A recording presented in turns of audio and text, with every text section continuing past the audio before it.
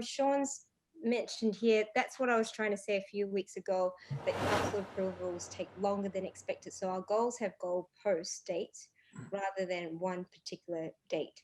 And Politi says date and time is important. Muscle, fire.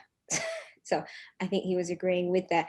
But how do you balance, Tony, having goals that are achievable, but also with dreaming big?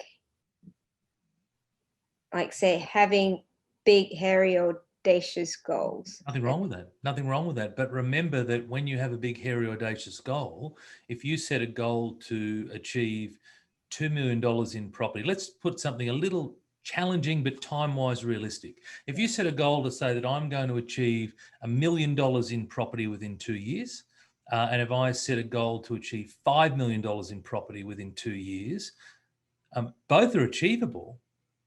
Time-wise, like as in practicality of doing it, they're achievable, but the effort required is very different, right? There's a whole lot more effort required to get one versus the other. And so it comes down to then the propensity and the ability and the capability of the individual to be able to do it. And so there's a saying which I use, which is called be, do, have. Are you prepared to be the person you need to be in order to do what you need to do so you can have what you want? Be, do, have. And it's almost like a little pressure test that you apply to the goal. So one of the great things is you set a goal and just, I have a saying, I have so many sayings. One of them is get it down, then get it right. So get it down onto paper, and then you sit back and you go, you might want to get outside and walk around or go and do something else and come back and have a look at it. You don't have to set a goal in one setting in 1 hour. Goal setting could take a week, it could take a fortnight, whatever it is. But you write it down and then you start to challenge yourself, and am I prepared to do the things that I need to do to deliver a $5 million profit in the next 2 years? Sit with that. If you are, because it's a big ask, but it's possible. Has someone done it? Yeah, absolutely. People have done it, and so then is it believable? Yes, it is. Is it believable for you? Well, you need to challenge yourself and do your own little pressure test. Yeah, that believable for you, that's a really critical one, because if you're just saying it because it sounds good, but you don't really believe it in here, then it's actually not going to happen. It'll never happen. It's January the 1st effect. Society says, you touched on it, traditionally, culturally, society says, set a goal, 1st of January, news resolution, make it happen. The reality is by this time, so what are we, the 12th of January, 80%, 85% of people have fallen off their goals already. So if you've still stuck to all of your news resolutions, and I'm talking about all of them, if you're a news resolution person. See, I'm not a news resolution person, right? So because I'm not a big fan of that, because I'm constantly doing goals. But for some people who this is the one occasion they do it, the reality is that by this time in the January, the bulk of people have fallen off because there's no meaning behind it. There's no extra juice, passion, purpose behind going after that thing. Yeah. And like you said, you've got to believe in this, right? You've got to believe it happened. There's beliefs is a whole different topic. But I mean, the greatest example of belief, certainly from last century, was, so many, but one of them for me was, Roger Bannister when he broke the 4-minute mile. And he broke the 4-minute mile, and there's a whole story behind him breaking it. That's not the point I want to make here. But when he broke it, this feat that couldn't be done, that people said it's never going to be done, he broke it. A month or two after that, an Aussie broke that time.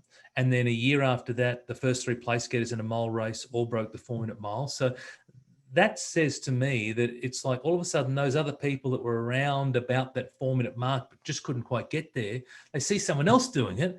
And it's like, well, if they can do it, why can't I do it, right? And so there's the whole believability piece. And that applies to property, right? It's about going, well, I'll guarantee you, whether it's in the Property Development Australian network or other communities around the country or around the globe, there is someone out there doing what you're trying to achieve. I'll guarantee that's the case. Yeah, absolutely.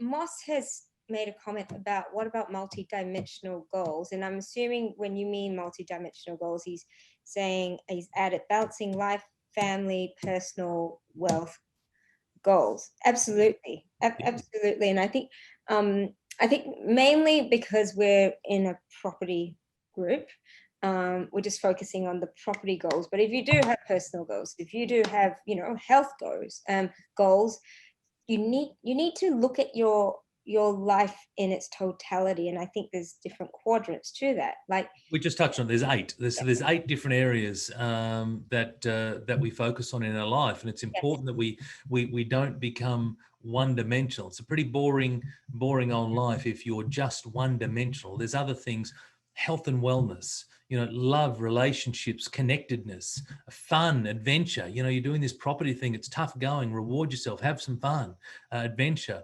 spirituality or service. Give back, growth, learning, do extra things, learn new things. There's so many other areas that you can focus on. So there's 8 of them all up. absolutely. And so when you put that in sort of, I've seen it in a little pie chart, and you can rate each of Yeah. those segments as Yeah. to whether you feel you're achieving, or how you rate it, 0 to 10. Correct. I guess it's the ones that, if they're in the lowest segments, that's sort of where you need to probably focus a little bit more energy, so that you feel that you get to a point where you've filled up your little circle. Oh, 100%. Because the other thing in all this, it comes down to, again, commitment to achieving those goals. But then there's also a time reality to all this, right? And the reality is that we have 168 hours in any given week. You have the same amount of time that I do and everyone else who's watching. And so it's about how committed are we to doing it? This whole work-life balance piece, I think it's a misnomer, because it's not about getting balance. It's about getting what's right for you. It's about getting what's right for you, for your circumstances, for those, for your loved ones around you. But we've all got the same amount of time. And so it's about, you're going to have to, if you want to achieve multiple goals or multi-dimensional goals, as it's been worded here, you just need to allocate time for them. You need to allocate time for your loved ones. You need to allocate time for, your health and wellness. You need to allocate time to, read a book a month or whatever it might be. You allocate time. If you don't, and this is the P bit, the planning, right? So we talked about the goal setting, and then there's the bit in the middle, which is the planning. So if you go, I've set a goal that I want to read a book a month, but if you don't then go and plan it, then it's never going to happen, right? And I can't remember who said this, but a goal without a plan is just a wish. And so it's important to have that planning in the middle. So you start with setting your goal, you challenge yourself, blue sky thinking, go wild with it, but now you've got to create some plans in behind it. And you need to make sure that you've got that in your to-do, as to what are the next best steps I need to take to get here. Yeah, correct. Yeah, well, the idea is that when you start with the end in mind, then you work backwards. So you plan in reverse, and then you take action in a forwards direction. So let's again play out the end of the year goal for the purpose of the entirety of 2021. You then say, okay, if that's my goal, whatever my goal is for 31 December, then where do I need to be on the 30th of September? What are the milestones that I will need to have ticked off in order to then hit that goal at the end of the year? Where do I need to be on the 30th of June? Where do I need to be on the 31st of March? 28th of February, 31st of January, next week. As you bring it all back, there's certain milestones that you're going to need to hit along the way. Otherwise, you're never, ever going to get that particular goal at the end. That doesn't mean you won't get it, but you're not going to get it in the time frame. So it might be pushed out. But if you want to get it in that time frame, and that's the idea of putting a time for it, putting a little bit of pressure behind it, you want to then plan in reverse. Milestones, what are the specific things that need to happen? And then beneath that, there's an enormous amount of planning. So you start with some of the milestones, then in order to hit that milestone, here's about 5 or 10 things that I need to do.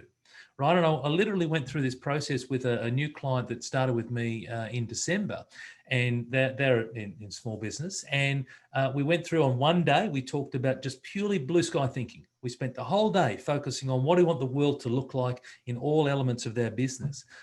We then came back the next week, and so after we'd agreed on what we want the world to look like, we actually laid out the plans, and we provided enormous amounts of specificity, specifically what's going to be done, who's going to do it. So we allocated the task, when is it going to be done by, So it was very, very clear. So there's no misunderstanding as to who's doing what, when, why, how, because we got down to that granular level. And I encourage all of us to do exactly the same. That's exactly what we do in my business. So, you want to spend a lot of time on the planning side of things, Yeah. and then you break it down as much as planning for the week, right? So you've got your milestones, you brought it all the way back to where you are. But now as you set your week up, it might be on a Sunday evening or a Monday morning, whatever works for you to set your week up. What are the things that you want to tick off this week that take you to where you want to get to?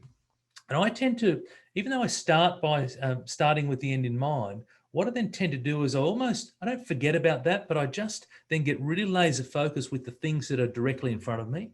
I don't get too caught up with, yeah, there's that thing down the road, because I know that when I do these things in front of me, as long as it's in line with my plan, then I know when I pop my head up and look down the road that I'm going to be on track. Does that make sense? Whereas a lot of people will get caught up on the daydreaming of, oh, that'll be lovely when we do that and we achieve that. And isn't life going to be grand? But you're losing sight of the fact that there's 101 things that needs to happen between, then and where you are today. Yeah. And so we've got a plan in place. And the truth is, again, when people don't have someone there to keep them accountable, often we go flying by the wayside and then no, and Yeah. then the goal all goes poof. So how can we keep ourselves accountable Yep. or have someone help us keep accountable if Yep. Easy. So there's so many ways you can do it. So the first is, if you feel, look, the ultimate in this is self-accountability. So ultimately, I believe that's where we all want to strive towards, right? How do I keep myself to account? Because I'm reliant on someone else. And if that someone else lets me down, then I may not achieve, right? So the ultimate is self-accountability. But I'm also acutely aware that that's not reality for a lot of people right now. So the first is to find an accountability buddy. Now, this is not necessarily a friend or family member. Could be, but I'm going to suggest in the majority of cases it's not. And the reason is they're not going to tell you the things that you need to hear. mm, See, you want to hear the things that are going to push you, perhaps make you feel uncomfortable, force you or cause you to have growth. That's positive stuff. Like at the time, you might think, oh, this is horrible and I wish they'd give me a break and whatnot. But you'll look back and go, wowee, like I'm really thankful that that person pushed me through that yucky period and I came out the other side and I'm so much better for the experience, yeah, right? So don't necessarily have people that are friendly to you or friends or family. They want to be friendly to you. But I mean, because what tends to happen is our friends and family want to keep you safe. They're not going to tell you the truth. They're going to protect you. They're going to mollycoddle you and give you, yeah, you're doing a great job. Yeah, of course you are. Nah, don't worry about that. You missed that time bit. Don't worry about that. So that's that bit there. The other one is you could always engage a coach, engage someone like me. But you don't have to engage me. Engage someone like me who is there, who's a paid professional, whose sole purpose is designed to get you to have accountability and to get you to move forward. But as I said, the ultimate is you want to put yourself into a position. I'm going to make myself redundant here, but you want to put yourself in a position where it's about self-accountability, because when you're self-accountable, no one is going to impact your ability to hit your goals, because it's you and you're challenging yourself and you're motivating yourself and you're able to do it. And so the way you can do it for yourself is, again, through planning, through perhaps you like doing spreadsheeting. Maybe you just like to write stuff down, but write stuff down. Stop trying to solve things in your head, set goals or planning in your head. Actually get it down. Paper, whiteboard, spreadsheet, iPad, whatever it might be, just get it down. And now you're starting to map out what it looks like. And so now, again, put some dates beside things and hold yourself to account. yeah. And I mean, like I said, that is the ultimate. If you've got that level of discipline, Yeah. and you've got to be responsible for your own actions Mm. as well. But what happens when you don't keep yourself accountable? What actions are you going to take if you've fallen off the ladder, sort of thing? How are you also picking yourself up, because they're going to be challenges, Mm. right? Let's talk about challenges and talk Yep. about mindset as well, because that's a big part of not achieving goals. What are the things that are holding us back from getting the things that we want in life, Tony? What are some of the key things you come up Well, the single biggest thing that holds us back is the fear of being criticised by other people. But that is head and shoulders, in my view, the largest reason that people are held back, because they're fearful. It's, yes, fear of failure is a biggie. It's a massive one, right? Particularly in property, it's a big, big fear of failure. We don't want to go and lose our money, but it's the step beyond that that's the killer, right? It's the, hey, I've lost the money. Now I'm fearful of how people are going to judge me, criticize me, say to me, ostracize me. I'm fearful of that. Why? Because we're a herd mentality. We like to be connected to humans. That's our race. That's who we are. That's part of our makeup. And so that is a big one for holding us back. A lot of people, particularly in property development specifically, our friends and family will be telling us, don't do that. Don't do that because such and such, I heard once such and such had a bad experience. So that must all be bad, and so there's that side of things as well, where you've got people who don't know what they're talking about, are purely talking on speculation, or they heard on the news once or twice, and they're providing you their opinions. And those opinions are then causing people to sit down and go, actually, you know what, Auntie, you're right. You're right. I shouldn't have been thinking about property development. It's not for me. And that's what I love about a community like this, the Property Development Australia community, where it's now like-minded people. So again, we're a herd mentality, and there might be people that we're with and they just don't get this property development thing, and that's fine. Let's respect the differences. But how about we find a community that does get it, that is there to support us, that is there to lift us up and help us achieve our goals. So the criticism of others. So find a safe space. And you talked about the whole mindset. We touched on belief before. The biggest thing that I've learned out of personal development in all of my years of doing it is you become what you think about. If you think that you can't do this, if you think about fearful things, if you think about doubt, if you think that this is just beyond your reach, then you're right. All those things will happen. You're right. You will be fearful. You will have doubts. You won't believe it. And it's never going to happen for you. I say that there's 3 guarantees in life, 2 that we talk about often, which is death and taxes. And the third guarantee that I talk about is that if you don't believe that you can do this, then I guarantee you that it'll never happen. Now, here's the thing. The opposite of that is if you believe in that you can do it, there's no guarantee that you're going to get there. Like, I can't guarantee people that, you believe it and whatnot, that it's going to happen. But by golly, you give yourself every chance of success. You really give yourself every chance of success. But if you don't believe it, then it's never ever going to happen. So you really do need to prime your mindset. The other thing with goals is, I find with people, Cheryl, is they set their goal at this time of year and they've gone through and they've done the SMART methodology and they've got a plan, all those types of things. Then they get the goals, they find the top drawer, they shove it in the top drawer and they close the drawer. So I'll say to people, how are you going with your goals? Oh, what did I do? What was I doing this year again? Versus for me, every day, every day, every day, every day. Like, mind and priming the mind is exactly the same as the body, health and wellness for the body. Every day, go through a routine, focus on my goals, reinforce the purpose, reinforce the reasons for doing this. Because I have tough days. Like, I'm not robotic. I have tough days. 2020 was an incredibly tough year in parts for me, but I've got to constantly remind myself of why I'm doing what I'm doing and what I'm going for. So personal development is 3 key things: the why, the purpose, the what, the goal, and the belief. Can I do this thing? And then, so they're the key things. But look at those goals regularly. And you touched on before that some days just don't go the way that you want. That happens to me as well. And it's about recognizing, well, again, in the spirit of asking those 2 questions that I said way back at the start of this interview: what went well? What can I do different? Like, tomorrow's a new day. We go back to zero and we start again. And, that's the opportunity that we have in life. Whilst there's air in my lungs and my heart's still going, every day is a new day. And it doesn't matter what happened today. It doesn't matter how much shit hit the fan or things went wrong. I get an opportunity to go home, rest up, sleep, and then go at it again. And that's the approach that we all should take. It's when we miss one day, and one missed day turns into 2 missed days, and 2 missed days turns into 3 and 4 and 5. And then it becomes really, really difficult to regain momentum again. Not impossible, but really difficult. Whereas you miss a day, you have an off day, you don't feel well, whatever it might be, challenge yourself to just get back on that next day and pick up where you left off a few days ago.